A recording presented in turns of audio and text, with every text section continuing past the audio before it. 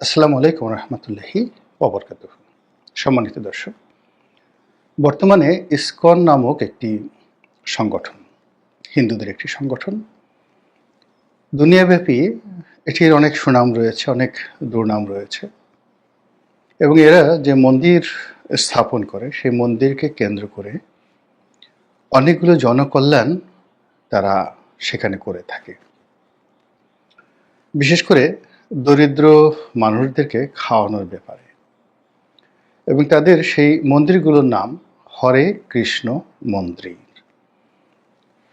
তো এই হরে কৃষ্ণ মন্দির আমেরিকার মাটিতে কতটা জনপ্রিয় এবং কতটা ইনফ্লুয়েন্সিয়াল, সেটি হলো যে আপনারা সবাই হয়তো স্টিভ জবসের নাম জানেন। অ্যাপেলের সহপ্রতিষ্ঠাতা বা অ্যাপেলের মালিক। তো একটা সময় তিনি খুব দরিদ্র ছিলেন এবং তাকে প্রায় ক্ষুধার যন্ত্রণায় তাকে কাতর হতে হতো, এবং তিনি স্ট্যামফোর্ড ইউনিভার্সিটির একটি সমাবর্তন অনুষ্ঠানে বলেছিলেন যে বহু মাইল হেঁটে তিনি হরে কৃষ্ণ মন্দিরে যেতেন এবং সেখানে গিয়ে খাবার খেয়ে আসতেন, এবং এই কারণে ওই মন্দিরের প্রতি, ওই সংগঠনের প্রতি সঙ্গতের কারণে তিনি সারা জীবন কৃতজ্ঞ ছিলেন।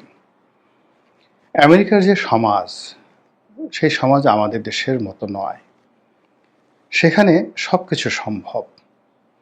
একেবারে রাস্তার যে একজন কাঠুরে বা কাঠুরের ছেলে, তার পক্ষে আমেরিকার প্রেসিডেন্ট হওয়া এটি কোনো বিষয় নয়, এবং যেন তেন প্রেসিডেন্ট নয়, আব্রাহাম লিঙ্কনের মতো প্রেসিডেন্ট।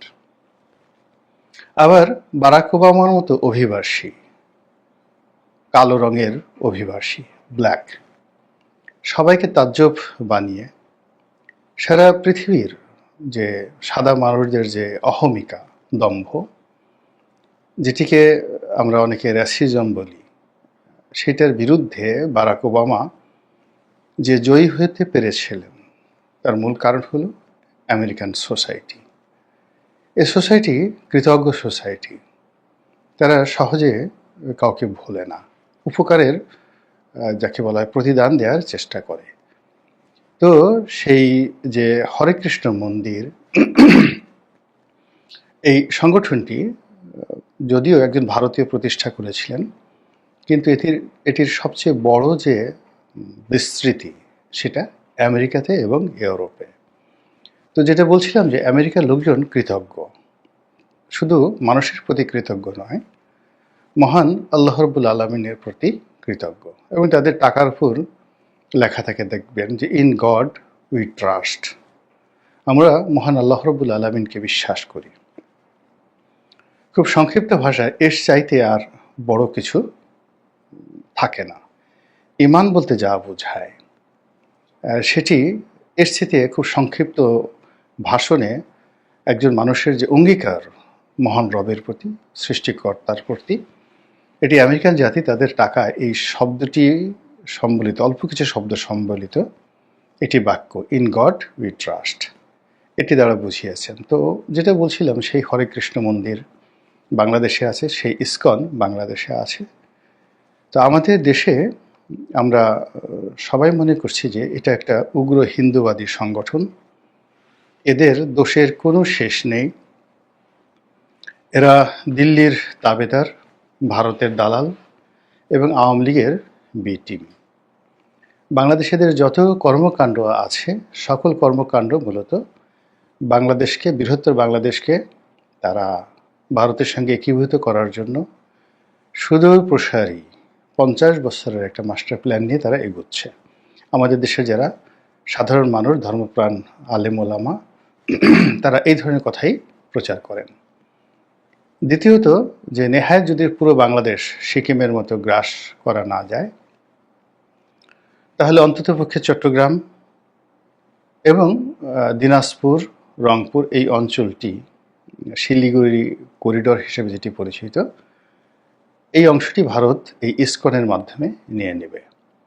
ওভাবে জনমত তৈরি হচ্ছে, ওভাবে যোদ্ধা তৈরি হচ্ছে, এরকম নানা রকম প্রচার, প্রোপাগান্ডা গত কয়েক বছর যাবৎ চলে আসছে। ফলে আমাদের দেশের যারা সাধারণ সংখ্যাগরিষ্ঠ মুসলিম, তাদের মধ্যে ইসকন সম্পর্কে খুবই নেতিবাচক ধারণা। তো এখানে দুটো বিষয় কাজ করছে। প্রথম ধারণাটা হলো যে ইসকন একটি হিন্দুত্ববাদী সংগঠন। দ্বিতীয়ত হলো যে এটি ভারতের তাবেদার। তৃতীয়ত হলো আমেরিকার তাবেদার। আর আমাদের দেশের যে যাকে বলা হয় মন মানসিকতা, বিশেষ করে পাকিস্তান জমানা থেকে আমাদের দেশের যে উগ্রবাদিতা এবং সাম্প্রদায়িকতা, এটা যেভাবে বাড়ছে, এটা কমেনি। এই কারণে কি হলো, এই আমাদের দেশ সব মানুষের, ছোটদের বড়দের সকলের, গরিবের, তারপর ফকিরের, আমিরের, এই যেটা বিখ্যাত যে মানে আমাদের দেশাত্মবোধক গান, এই গানটি এখন আর প্রযোজ্য নয়। এখানে সবাই মনে করে যে মুসলমানরা ভেসতে যাবে, এই পৃথিবীটা মুসলমানদের জন্য। তারপর অন্য যে জাতি গোষ্ঠী রয়েছে তারা তাদের ব্যাপারে এড়িয়ে যাওয়া হয়।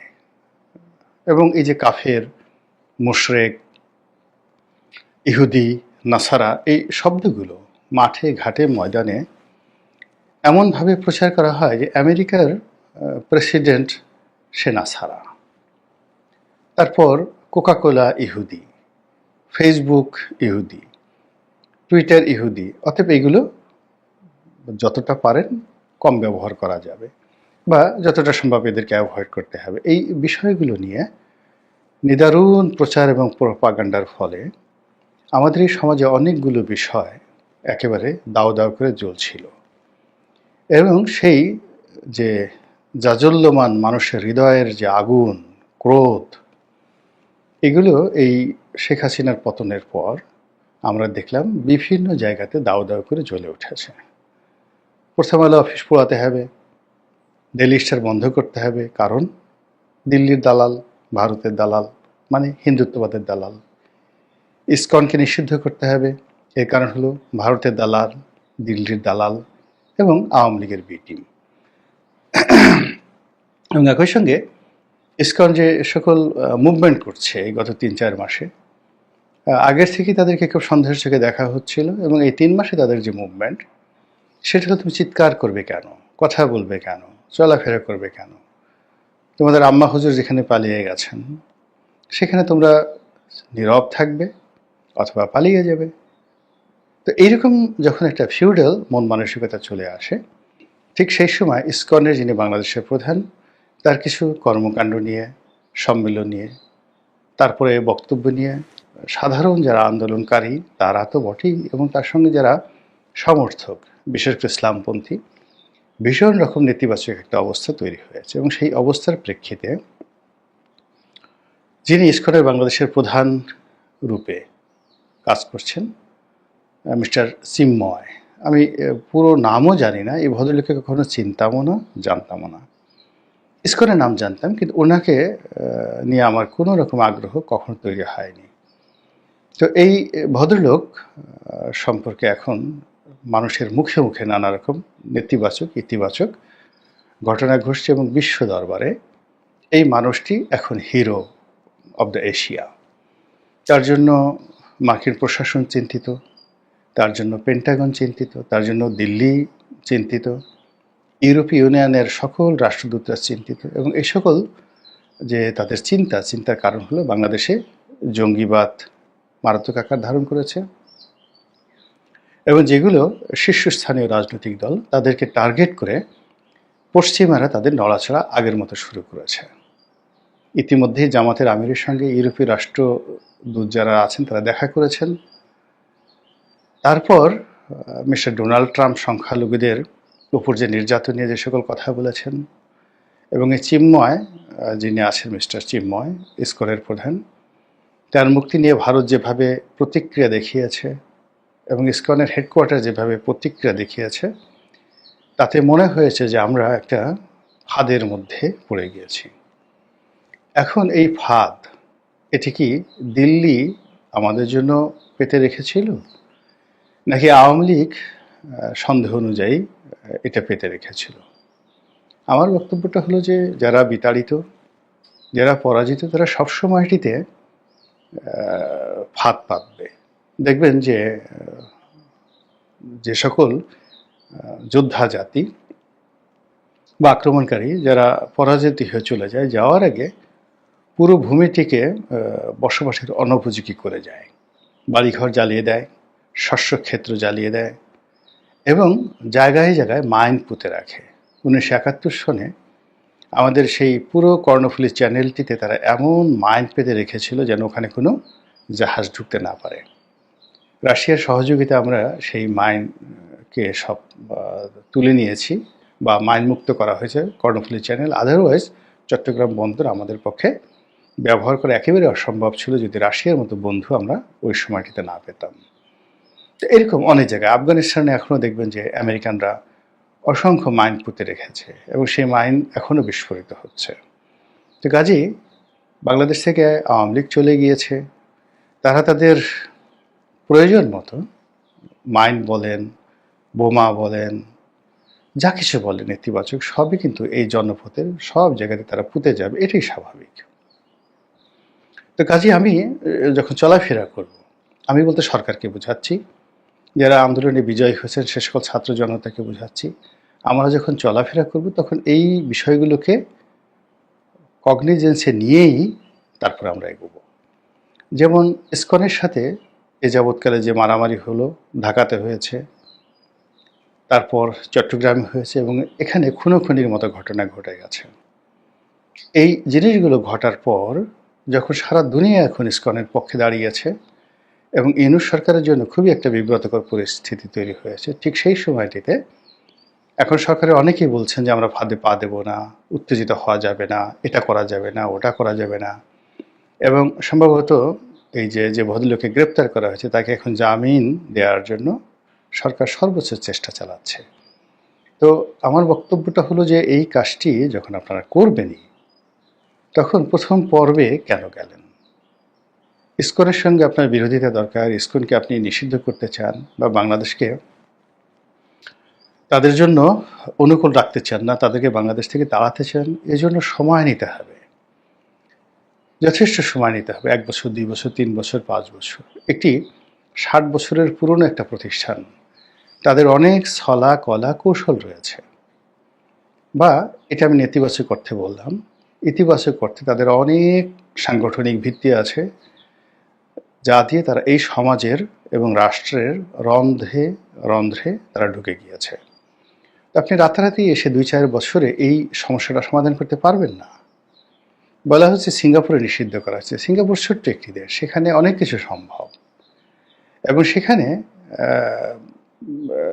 বলতে গেলে সিঙ্গাপুর সরকার চালায়, ভারতের যারা উগ্রবাদী হিন্দু আছেন তাদের একটা সংগঠন আছে, সব মিলিয়ে। তো এখানে ইসকনকে নিয়ে খোদ ভারতে, খোদ দিল্লিতেই কিন্তু হিন্দুদের মধ্যে, বিজেপির মধ্যে অনেকগুলো যাকে বলে বিভক্তি রয়েছে।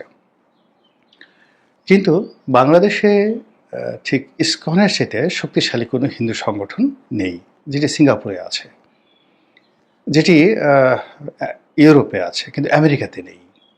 ফলে কি হলো, ভারত কি করছে, তাদের হিন্দুত্ববাদকে যারা রিপ্রেজেন্ট করছে সংখ্যাগরিষ্ঠতা নিয়ে, শক্তি নিয়ে, তাদেরকে তারা সমর্থন করছে। যেহেতু বাংলাদেশে ইসকন অনেকটা জামাতের মতো, জামাতের যে সাংগঠনিক ভিত্তি রয়েছে, অর্থ রয়েছে, অনেক কর্মকাণ্ড রয়েছে, ঠিক তদ্রূপ ইসকনেরও ঠিক সেই রকম হিন্দুদেরকে কেন্দ্র করে নয়, মুসলমানদেরকে কেন্দ্র করেও কিন্তু তাদের অনেক প্ল্যান আছে, পরিকল্পনা আছে এবং তারা একটা সংগঠিত শক্তি। এবং সেই শক্তিটা কতটা দুর্ধর্ষ এবং কতটা বেপরোয়া তারা আমরা এই কয়দিনে দেখেছি।